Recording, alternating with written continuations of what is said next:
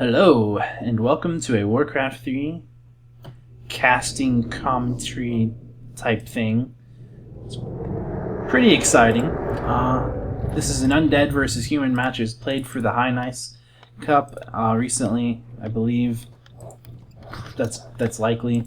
It's being played on the HNC maps, as you can clearly see. BuzzLich and eMaLfans, so two really good players going at it for this. It's gonna be nice. It's gonna be nice to see what happens. I'm gonna go ahead and speed it up just a little bit for the start, because the start can be a little bit of a drab. We're seeing a relatively standard build here from the Undead, and the humans doing pretty standard as well. So this is kind of starting great. It's doing good. Nothing out of the ordinary. Pretty happy match. We're going to be seeing an aggressive scout tower, which is going to be turned into an arcane tower, certainly, which is really strong against undead harass in the early game. So that's why people put the arcane tower out in front a little bit, so that they're protected from the additional harassment. Because if it's behind your base, it's not really in danger until later on in the game anyway. In the early game, it's pretty much safe, so there's no real loss to putting it out there. And you can sometimes put it out much more aggressive. Some players will put it out quite aggressively. But like I said, there's really no downside to that, so it's okay.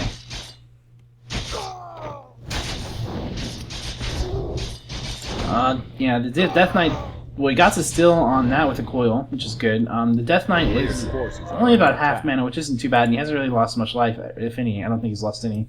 So overall, this harass has gone pretty well for the Undead so far. Actually, it looks like the Footman up here has actually managed to pick off an Acolyte right from the Undead's base, which is pretty good. It's kind of a common strategy you'll see these days to have Footmen run into the Undead base right at the start and kind of do this harass while other harass is going on down here. And what we're seeing up here is the Footman was going back in for it. That's one of the reasons that you like to get an early Narub tower as an Undead player against that strategy. It does help. You don't necessarily need one, but losing one Acolyte's not a huge deal, but it is what it is. I do like this particular strategy, this particular build. I've been seeing it. It's a little bit more. It's becoming more and more common, where you send a gold to scout and you do kind of this, where you have your tech and then you get your fiends, get a couple extra golds. It's nice because it does help with the fact that you don't have to send out an Acolyte as far in, because you have your gold. The DK did get trapped, and I was over here looking, but it looks like the Footman died, so in the Undead base, which is good, and the Archmage took quite a bit of damage. So did the Death Knight. I'm gonna have to say that I think the Archmage did come out on top in that engagement, absolutely, because the Death Knight did have to burn a teleport scroll, which is 350 gold. You really don't want to have to do that in the early game, and it's pretty much gonna let the human basically get this going on for free right here. He could be already harassing. He already went ahead and brought the skeletons down, but it's just not going to be quite as much harass, not nearly.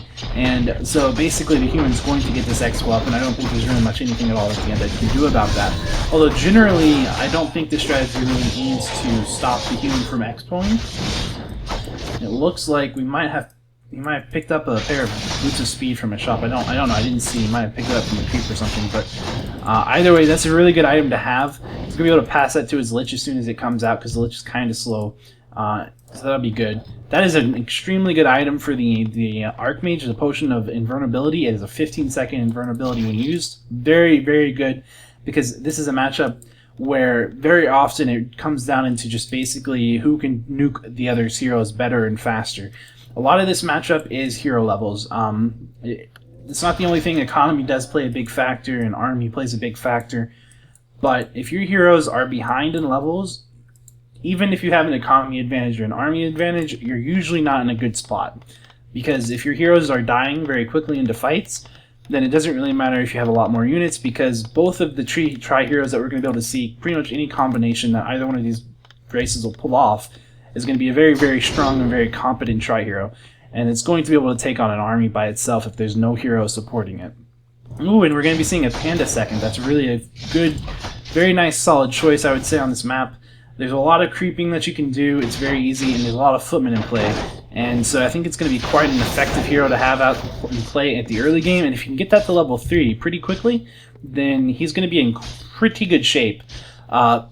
one of the contrasts about getting the Panda at basically instead of going for a Lich and then a DR or something like that, getting a Panda second. It's a kind of an old strategy, so I don't want to, you know, I'm not gonna be like, well, I don't want to go too much into it, but everyone kind of knows, you know, you want to get the Panda to level 3 as fast as possible. But one of the things is you're basically trading off that ability to have Nova early on in the game. But you're not trading it off too bad. As you can see, he's already on his way to tier 3, and as soon as he hits tier 3, he's going to be able to pop that Lich out. And this does buy him more harassing time.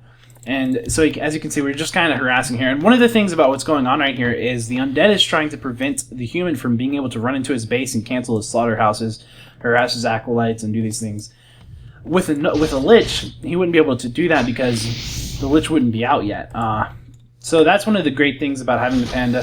He's also causing a lot of wood loss to the human because he's having to keep running out these militia to try to help take these fights and push the Undead off. Even though he doesn't really have much in this army, but he has that Panda which does a lot of that AoE damage.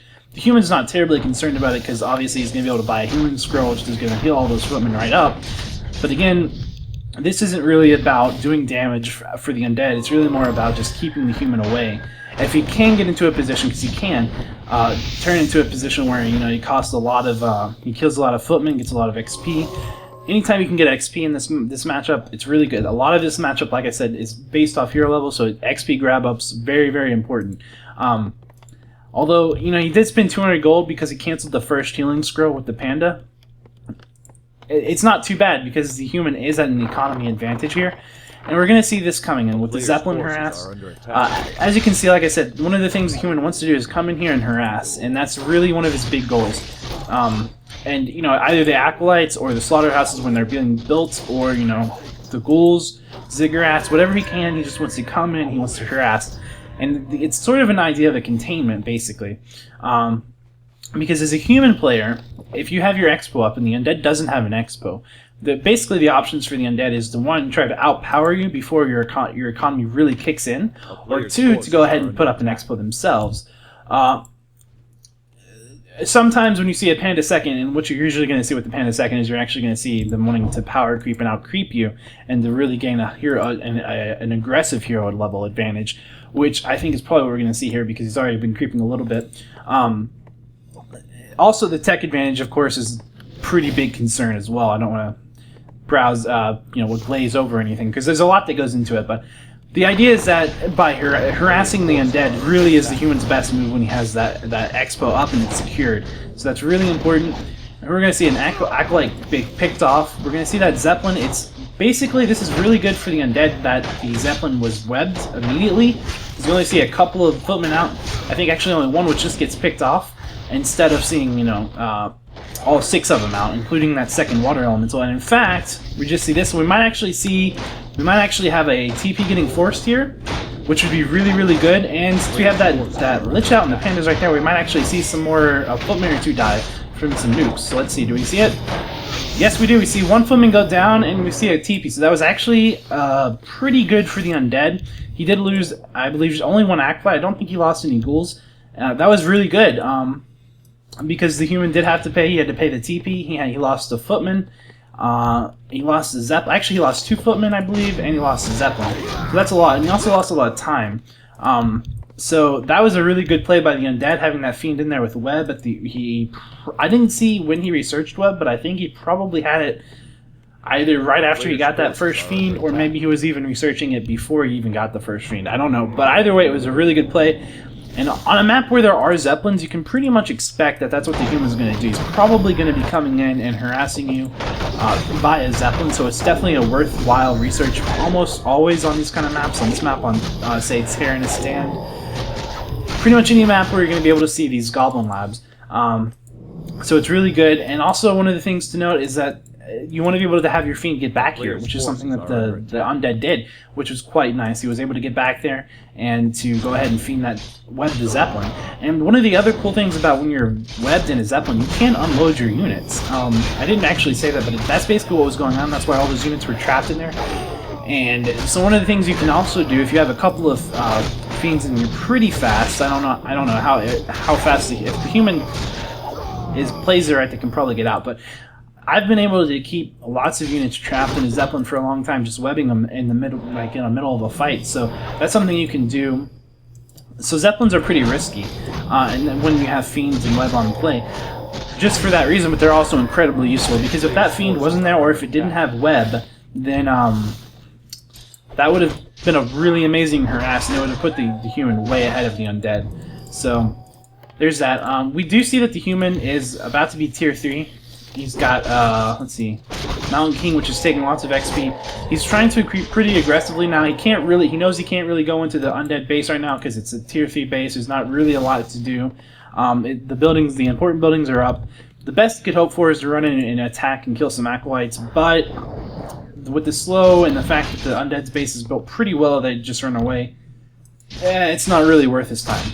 Creeping is much better. And you got a really nice item with the Scourge Bone Chimes, which is basically life leech on every attack for all the melee units in Aura. It's very nice, and he's probably going to go with, yeah, he's going to get Knights, which are melee, and they do a huge chunk of melee damage, and they have a lot of life, so this is actually a really, really good Aura for them. So that's really nice. The Mountain King is going to hit level 3 here really, really soon, which is really important, because like I said again, hero levels really can make or break this matchup. The Panda actually has a Potion of Greater Mana, which is an amazing item, because you want to have that. The Mountain King is taking a bunch of Focus Fire. He could actually go down right here if a Breath of Fire goes off or something. No? He just dies anyway. It's awesome. Alright, unfortunate for the human. I'm slightly biased as an Undead player. We have Scout Farms going up at both, at the Expo, the Natural Expo for the Undead, as well as in front of his base, just to see what's going on. We do have Shades in play, I think, yeah. There's a Shade in play. We have Wards in play from the Undead. So the Undead's really going to know a lot about what's going on. He already knows pretty much what the human's doing. He sees the Knights, he sees the Footmen, he sees the Tree Hero, he sees the Griffin Rider. The Griffin Rider has a lot of upgrades, and so do the Knights. So they both have, they have both 2-0, and I'm pretty sure they actually share upgrades. Yeah, they share upgrades. At least, I think they don't share the same armor upgrades, do they? No, they don't. But they do share the same attack speed upgrades, or the same attack damage upgrades, which is really nice for the, it's one of the nice things about Knight Griffins. Just wanted to fact check that, I was pretty sure, but I wanted to make sure. We're going to be seeing Dragonhawk Riders actually coming out, which is actually going to be quite an interesting unit. It'll definitely be helpful if we start to see some Destroyers come out of the Undead, which I think is quite likely. And actually, the Paladin just went down. I kind of missed that, sorry. The Panda's taking a bit of Focus Fire, but he seems pretty like he's in a pretty safe position. He's going to get past a Potion of Lesser Invulnerability, which is going to be really good, keep him from dying, absolutely. The Mountain King doesn't have enough mana right now to cast a Bolt, though, so he's not really in any serious danger. And we're just seeing basically the Undead army has to run away. Those Knights do a lot of damage, there's a bunch of Militia. And I think what's going on, is Lich just doesn't have enough mana to really make this fight happen.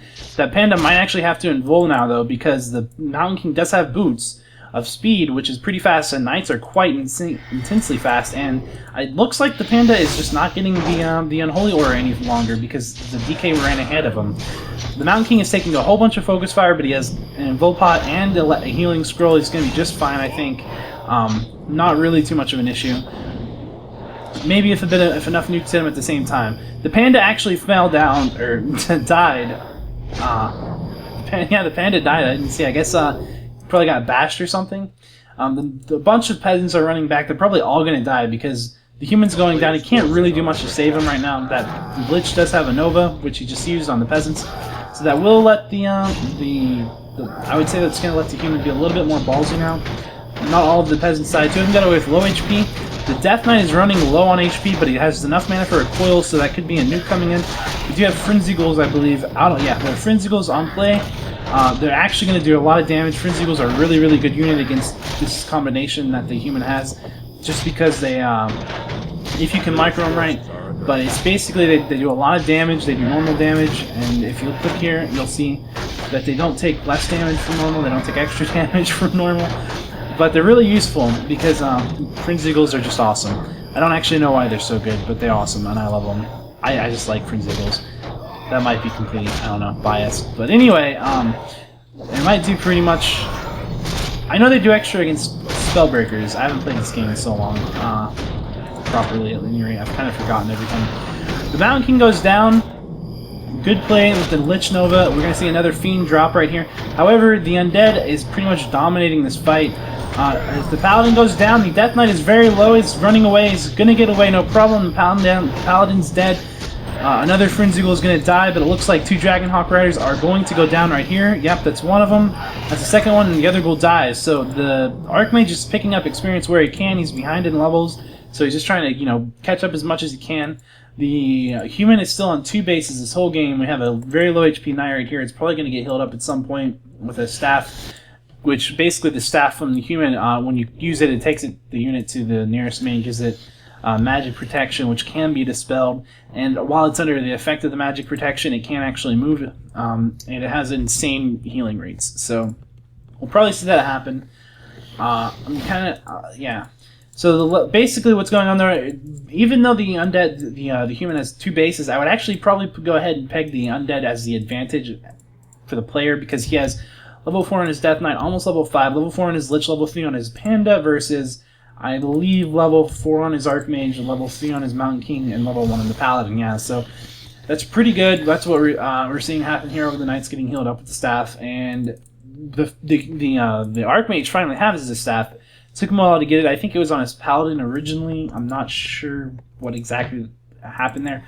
The humans, or the Undead's over here, he's just kind of healing up, getting his statues ready. He's gonna have some Destroyers in play. Destroyers are a really good unit. One of the great things about the going Panda second is that you can go Destroyers pretty comfortably, because really the main thing that the human can use to counter him if you have a Panda is going to be Dragonhawk Riders. Gyros won't really work generally because Breath of Fire just decimates them. So yeah, a lot of these towers are going down. This Expo could possibly be in danger. I'm not sure. The Mountain King's back out. We have some Knights coming, which are now at 3 upgrades. So the human will probably be able to hold this off because Knights do a lot of damage to Fiends, but I'm not really sure. The Knights are getting kind of focus fired, but it got staffed out, which is quite nice because it wastes a lot of the Undead mana. We have some Militia that are looking like they want to come in and fight. Dragonhawk Riders are in. One of them is going to get webbed and picked off.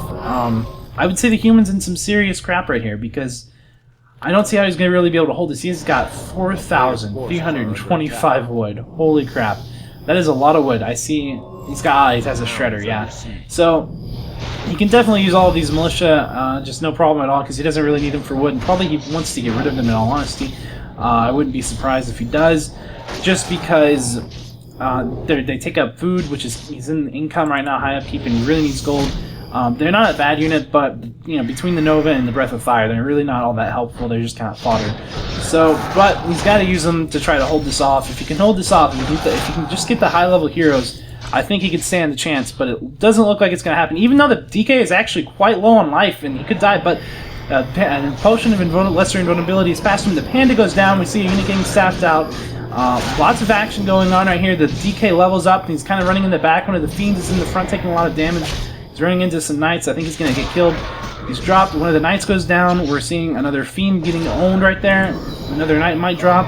These Destroyers are doing a lot of work, but those Knights are just ripping through these Fiends. Absolutely shredding them. We're going to see another Water Elemental die. We are seeing a level 5 on the Death Knight. If level 5 is very, very close to on the Lich. The Goblin Shredder is running down. He doesn't need it anymore. He's like, I got over 4,000 wood. I'm really good for the rest of the game on wood, most likely.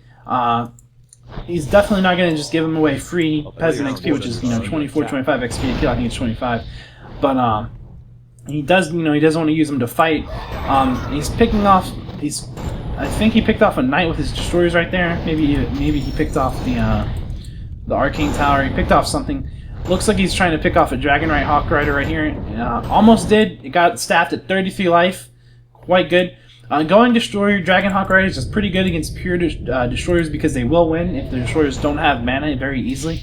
And they have better upgrades than Destroyers, which is pretty nice. However, with between the Nova, between the Coil, between the Breath of Fire, pretty much goes into the way of the Destroyers pretty heavily. So again, a lot of this is coming down to having high hero levels. And the Lich is level 5 now, which means he's basically going to be able to just lots of mana, lots of Novas, and that's really important because the Undead is simply running about. He's about to run out of the base. He's unsummoning one of his crypts. He's like, okay, you know what? I don't really need all these Fiends anymore. So he's just doing that. He's trying to get this going. He's making more statues. He's really investing heavily in Destroyers, which is the right move, I think, because he's got the hero levels to support it absolutely at this point.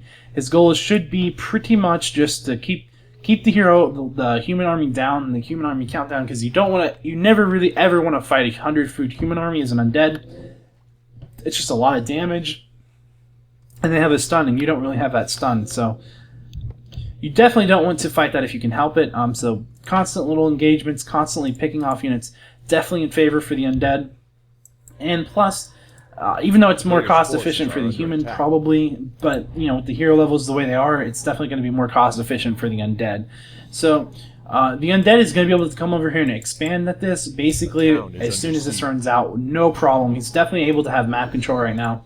We do see a lot of knights, and we do see a lot of Dragonhawk Riders, and I'm pretty sure that means the human has a much larger army. He's at 67 food versus 63. I don't know, maybe not. Oh, here we go. Here's the rest of the Undead's army. I was like, looking at his base, I was like, okay, yeah, okay, well, I'd say they're about even.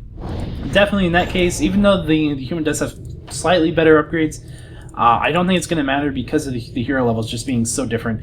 A level 4 Archmage only has 575 life, that's not a lot. We're seeing those Dragonhawk Riders take a bunch of pre-fight damage. Death Knight getting stunned, he doesn't have any way to get out, but he's not going to get trapped because of the Lich moving basically around like that. Didn't get surrounded. Very important. If he had gotten surrounded, he might have died right there. That would have been really bad for him, but he didn't. A lot of damage going off onto these knights. What we're seeing now is a Haze Fire combo from the Panda, which, if you don't know Haze, basically it slows them, makes them miss. And when they take a dot damage, if you Breath of Fire, it lasts a little while longer, so they take Haze for additional time. So it's really, really good combination against Knights, because Knights are such high DPS units when they're fully upgraded. And yeah, they attack quite fast, so that's really a lot of damage. And so now we're just basically seeing the Undead biding his time just a little bit. I don't think he wants to wait too long. He's over here, he's like, okay, you know what, I see the scout farm, I'm going to attack it with my Acolytes. He'll probably be putting up an expansion as well with one of them. He's over here, I'm assuming he's going to probably just be waiting for, like, the Invulpage or something. He has the gold for it, but maybe he's not going to buy it. I guess he says, maybe it's not up, or he just, doesn't care. Either way, the Archmage is taking it's taking a ton of damage, absolutely massive amounts of damage from nukes. A Knight goes down, we're seeing a Haze Fire go off, and a scroll goes off for a healing scroll goes off for the human. The human's army is just being destroyed, and the Undead's playing a little bit of a kite and fight, where basically he's just saying, I got lots of nukes, and I'm going to out-nuke you, and I'm going to wear your army down, and I'm going to win. And with those statues there, he's got lots of mana, he can do this, no problem.